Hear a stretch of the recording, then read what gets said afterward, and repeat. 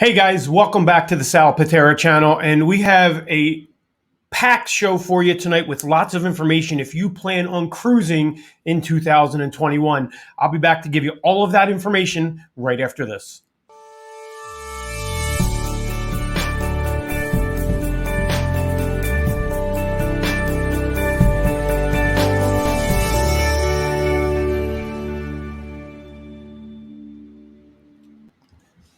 Hey guys, welcome back to the Pitera channel. Thanks for staying through the intro.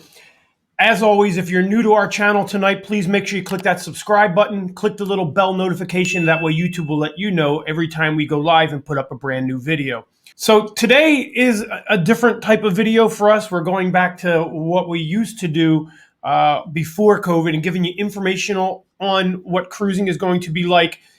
With this one though, it's going to be some announcements that the cruise lines have made, what's going to be like to cruise once cruising opens back up.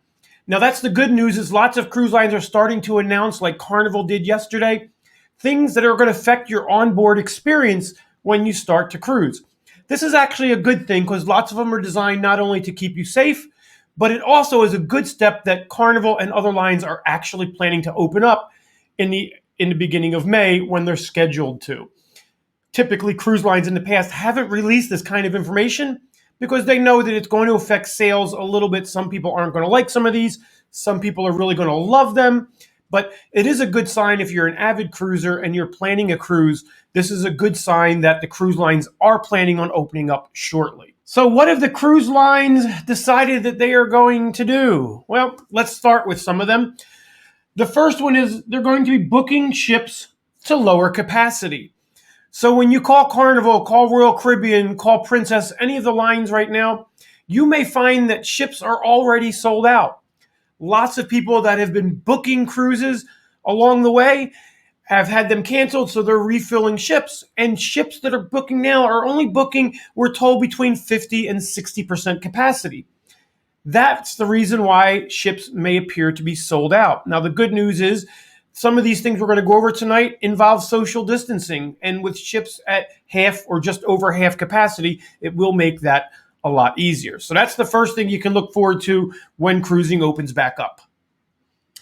The next thing is enforcing arrival times at embarkation.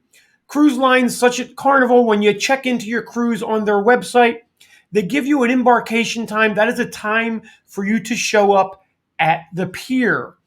Well, traditionally in the past, the cruise lines, while it was a suggestion, a lot of them didn't really enforce it. If you showed up early, they still let you into the terminal. A lot of times even let you board the ship, even though you arrived early. After COVID, that's not going to be a thing because they're trying to stagger boarding with social distancing and keeping people apart, as well as some of the things we're going to go over that they'll be doing at embarkation. They are going to be strictly enforcing your arrival time at the pier. So don't show up early if you had a 2 o'clock arrival time, because I guarantee you they're not even going to let you into the terminal at this point. You're going to be standing out in the hot summer sun, hoping to get inside early, which is not going to happen. So once you have that arrival time, plan on arriving about 30 minutes early. That way you have time to park your car, get all your luggage or your carry-ons to the terminal, and you should be right on time for your check-in appointment. The third thing that they're going to be doing is sailing later than embarkation usually sailed. So traditionally, cruise ships sailed away in Florida and other ports at 4 p.m. local to their time where your port is at. Well, we're told that that may not be a thing any longer, that the cruise lines may take longer in the evening to set sail on your embarkation day because they are going to be social distancing and doing some other things which we're going to be going over at the terminal, which will affect their time of leaving. However, that doesn't necessarily mean if you're late for your cruise that it will still be there, because if you had a check-in time and you're late for that check-in time and they were able to board everybody, that's not a guarantee that the ship is going to wait for you. So definitely show up at your embarkation time. Otherwise, you may end up regretting it. Next, we have nursing triage at embarkation. So if you've traveled over the last several years, you know that they always ask you to fill out your medical questionnaire before you get to the terminal, and then they actually ask you the information whether or not you felt sick. Typically, it was for the norovirus. Well, now it's a whole new animal with COVID. Not only will they be doing an extensive health questionnaire, they will also be checking your temperature. They will also be sanitizing your hands, and they may even be sanitizing your feet as well, since feet do track a lot of viruses in, and going over a more extensive medical questionnaire with you to make sure that they're not getting anybody on board the ship that could possibly be sick. Next, and Carnival announced this yesterday, and I'm sure the other cruise lines are going to follow suit, is you will have to have proof of a negative COVID test in the days just prior to your embarkation. I'm also told that the cruise lines are going to have rapid COVID tests right there at the port. So if they think you're having signs or symptoms of COVID, you'll be tested right there at the port. Obviously, if you test positive, you are not going to be able to board. Now, the cruise lines haven't said yet whether or not they are going to refund you if you're unable to board. However, I strongly suggest getting cruise insurance. The cruise line insurance does cover you in the event you get COVID, as well as I'll put a link in the description of this video where you can get discounts through Insure My Trip. Lots of their programs cover much more extensive things, and many of their providers down there will also cover you in the event you were to get COVID and then not able to sail. Next, and this is a big one, the cruise lines, I need to repeat this, the cruise lines have not said this yet. However, the people I know in the industry, high up in the cruise lines, tell me that once the COVID vaccination is available to everybody in the country you're coming from, that they will be requiring a COVID vaccination. Again, no cruise line here in the United States or Canada has come out and said this. I know it was rumored last week that there was a cruise line that did.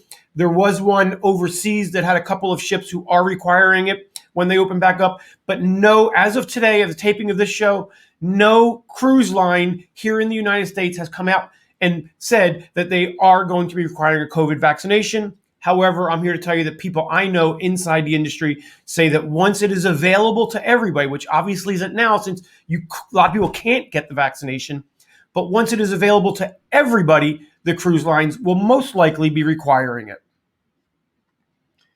Next, we're going to have social distancing on board. I think we all know what social distancing is at this point. On board, it's going to be no different. You will be required to maintain social distancing everywhere on the ship when you're not in your cabin, whether it be at the line at guest services, the line to get in the show lounge, the buffet line, pretty much anything you're going to be doing on board, even up on deck, you're going to be required to try to social distance at least 6 feet. Now, again, with the ships at only 50 to 60% capacity, I imagine that will be a lot easier than prior to COVID. Next is the new safety drill procedures, and this is one that I think everybody is going to like. The cruise lines are going to an interactive safety drill. You won't have to stand in that huddled mass of people or all sitting in a show lounge waiting for the safety drill to be over. Now the safety drill will be on your television as well as on your mobile device. Now, many people say, that's great because then I can just put the device down, let it play, and then I don't have to do anything. And I'm here to tell you that's not going to be the case. It is going to be an interactive safety drill, which means you will have to interact with the app as it goes along to make sure that you're paying attention. If you don't interact with the safety drill, then they will require you to go to a formal safety drill as you knew it before. And if you skip that one out, well, unfortunately, if the ship's already sailing, you'll be put off the ship at the next port of call. Or if you haven't sailed yet, they might just ask you to leave the ship right then and there. So there won't be skipping the safety drill, but it will be a lot more user-friendly, and you won't have to stand in line with everybody else for 15 minutes doing the safety drill. Next is there's going to be a new focus on sanitation. I've had the fortune to be traveling this last few months during COVID, and I have found that the travel industry, and I'm sure the cruise lines are going to take it even up a notch, has been very safe. For instance, I was in Cancun a couple of weeks ago, and everywhere you went, if you social distance, if you sat down somewhere, the second they got up, they were fogging that seat with sanitizer, constantly wiping down counters. Every store you went into, they were putting sanitizer on your hand as well as making you walk through a sanitizer floor mat. Just incredibly sanitizing stations and keeping everything very, very clean. The cruise line are going to take that up even a notch. You are going to be required to put hand sanitizer almost everywhere you go on board the ship. Even if you just put it on 30 seconds ago, pretty much every time you step through a doorway into a different room, you're going to have to sanitize your hands and possibly the bottoms of your feet by walking through a sanitizer mat. Also, your room stewards are going to be taking extra sanitization in your cabins as well. They're going to be sanitizing the whole cabin once or twice a day to make that sanitizer. And then as well as there's going to be UV lights throughout the cruise ship as well. UV lights, if you don't know, do kill 99.9% of the germs. So cruise lines have really stepped up as far as sanitizing throughout the ships. Okay, next is wearing masks when you're on. Let me start over. Wearing masks inside the ship when you're not in your cabin. So that is it. That is the formal thing. You will be required to wear a mask on board the ship when you're not in your cabin, when you're inside. There's not going to be any exceptions to that rule. The cruise lines are going to be very, very strict about it. I promise you, if you think you're going to get on board and refuse to wear your mask, I can promise you you'll be buying a plane ticket home from your first port of call. So know it in advance. If you don't want to wear a mask, don't go aboard a cruise ship. Now, I will say that I was a little hesitant on wearing masks on some of my travels, like when I went to Cancun or even at Disney World last week. Being in the heat, I thought I would be stuffy. I'm like a lot of people, I really don't like wearing a mask. But I have to tell you, it really wasn't as bad as I thought it was going to be. As a matter of fact, after the first hour, you didn't really even notice you had the mask on. So it's really not that big of a deal, but understand that you are going to be required to wear that mask if you're not in your cabin when you're inside the ship everywhere that you go, unless you are sitting down, eating or drinking and in a stable place. In other words, you won't be able to walk around eating and drinking, but if you're at a restaurant seated, you'll be able to take off your mask while you are eating and drinking.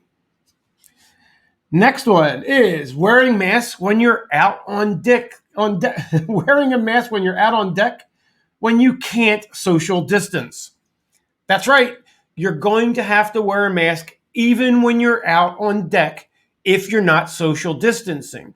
So if you're standing with people, even in your own party, and you're not 6 feet apart from each other, you are going to be required to be wearing a mask outside. Now, again, the ships are going to be 50 to 60% full, so social distancing should be much easier than it usually is. The chairs for laying out in the sun are already going to be placed 6 feet apart. So there is going to be a lot of opportunity to not wear your mask outside. But if you're just walking outside amongst other people, yes, you are going to be required to wear your mask. Next is changing the way that we enjoy the buffet. So cruising and buffets has been a thing since probably the Love Boat back in the 70s.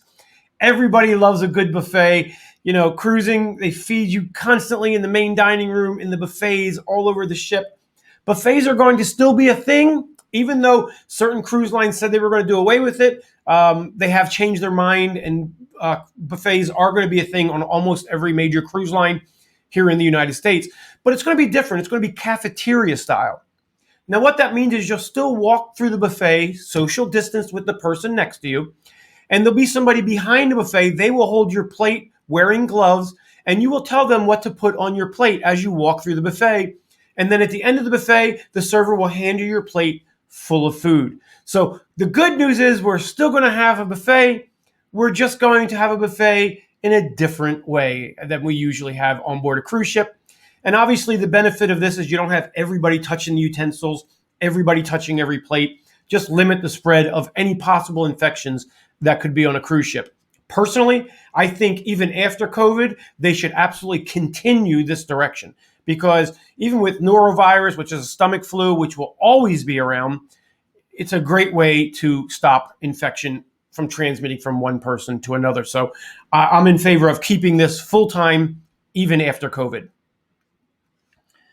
All right, next.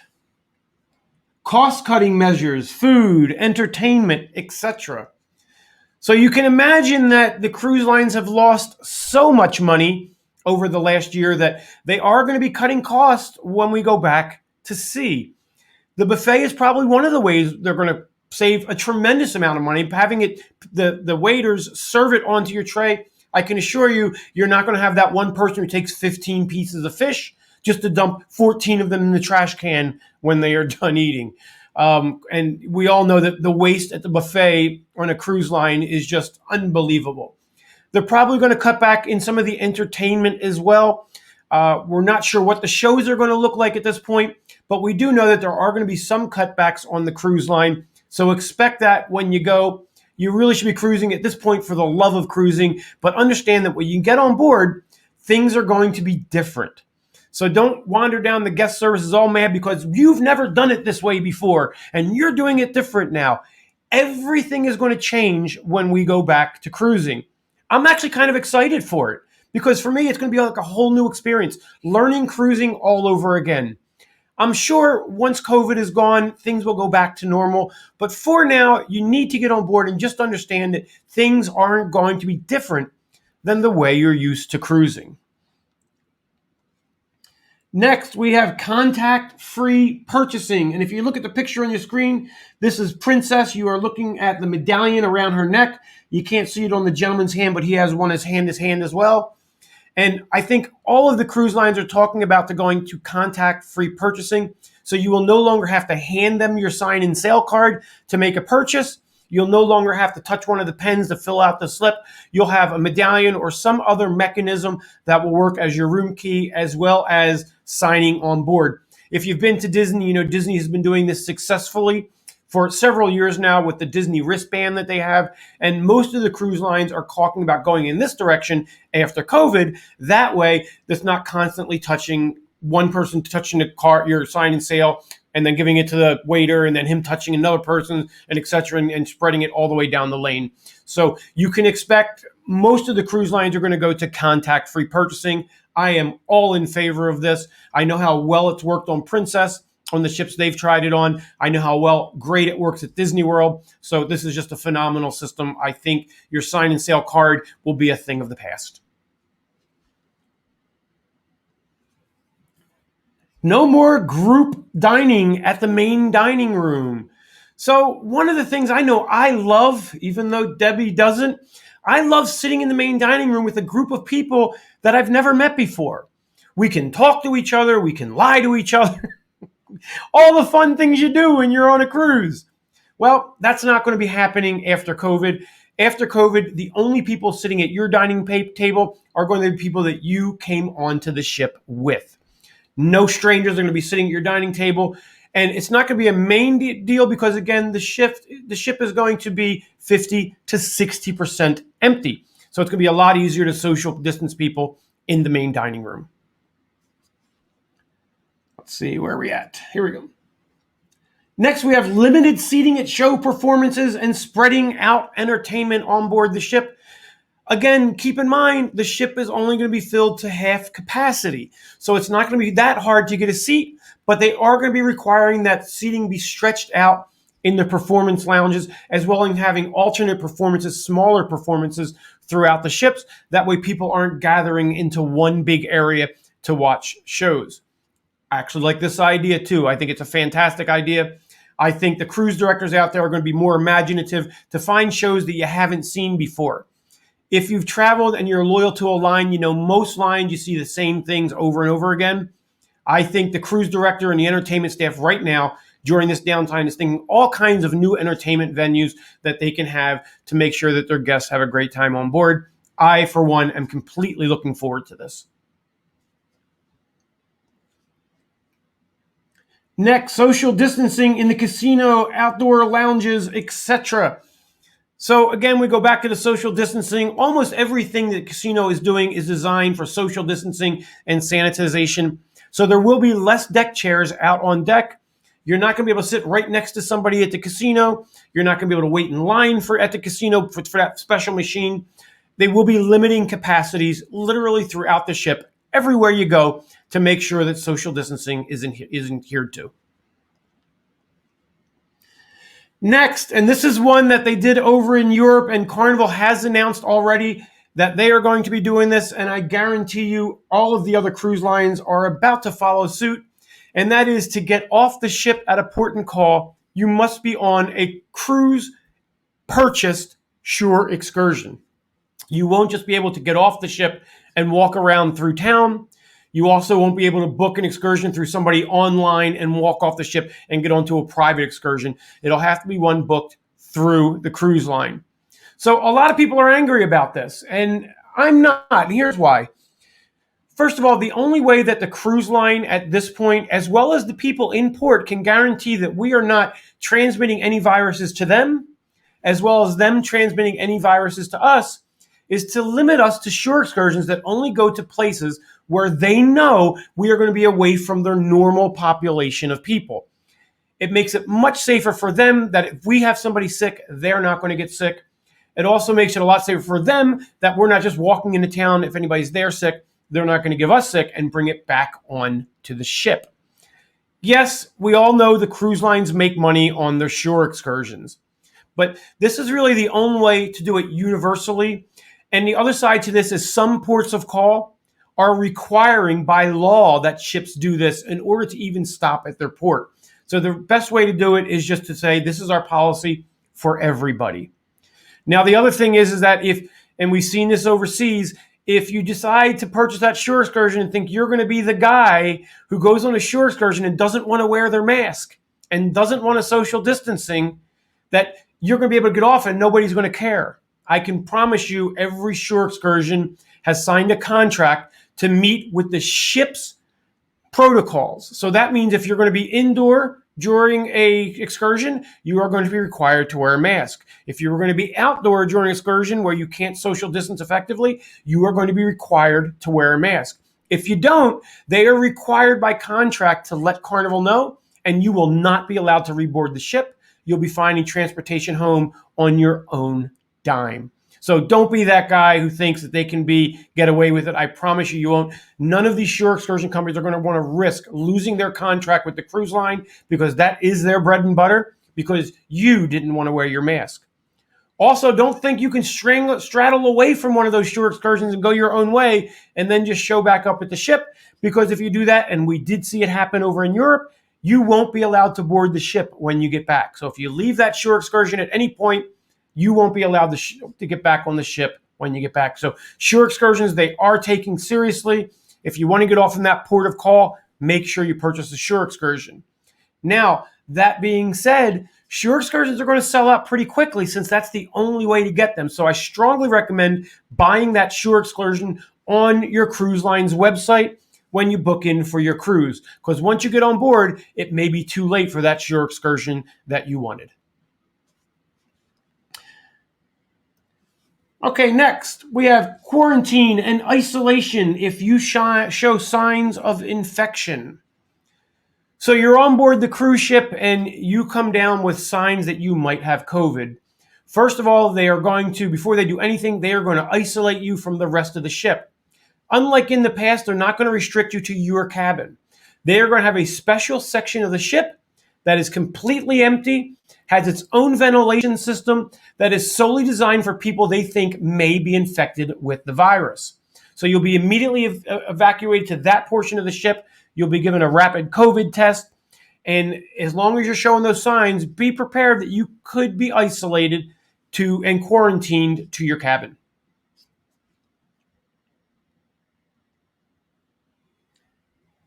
Enhanced air filtration. We touched upon this a second ago.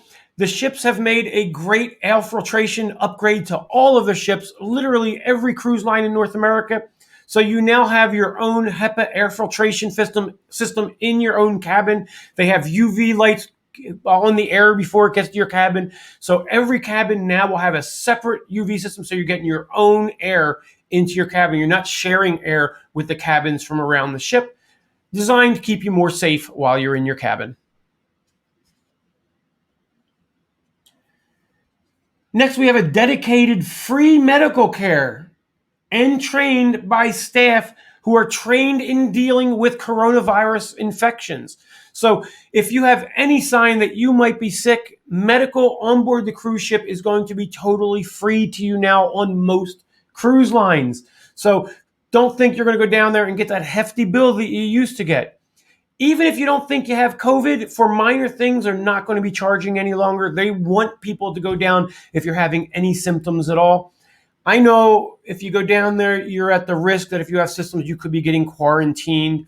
I get it. But the alternative is even worse. If you are sick and the ship gets it, the whole ship could be quarantined out at sea for God knows how long. So if you're feeling sick, I know it sucks, but go down to the medical staff, have them do a rapid COVID test, make sure you're not sick. The other side to it is if you are sick, you want that medical care. You don't want to just walk around the ship, get sicker and sicker, infect everybody else, and then possibly, we all know what the alternative can be. And, no one wants to have to visit that morgue on the ship. So if you're feeling sick, go get treated by a trained technician. And lastly, and this is going to be a big one, this is one I'm going to hear constantly people hollering at my friends at guest services, is be prepared for last minute itinerary changes. And by this, I don't mean before you cruise. I mean last minute itinerary changes while you are on board the ship. You could be all excited. You've always wanted to go to Belize. You get down just off the coast of Belize and Belize says, I'm sorry, we're not letting any more cruise ships in today. It could be that they had an outbreak. It could just be that there's so many ships in there, they get scared. For whatever reason, there may be last minute itinerary changes. So when you're booking your cruise, make sure your schedule is flexible. Make sure that you know that they are going to try and find an alternate port of call or give you an extra day at sea, but it absolutely can happen. And by all means, please don't go down to guest services and holler at guest services. I see so many people when a port is skipped go down there and just hollering and screaming. I promise you, I hear people all the time on the forums when I hear it saying, they skipped my port on purpose. I can promise you no cruise ship ever skips a port on purpose. They don't want to skip a port. They want you to enjoy your cruise. They want you to enjoy that port. If a cruise line skipped a port, it's for health and safety reasons. There's lots of reasons. I was just arguing with a gentleman the other day who said that I was down in, I think, Mahogany Bay, and there were other ships that made it in, but we didn't because my captain didn't want us to go to that port. And that's just not the case. There are so many reasons that a ship may not be able to get into port. It could be the size of your ship. Wind hits different ships differently. It could be the shape of your ship. It could be the berthing space. There's so many things that can affect missing a port of call, and COVID is just going to add another layer to that. But I promise you, if there's any way to get to a port of call, your captain is going to try to get there. But be patient. Know that when you book the cruise, that cruising is going to be different.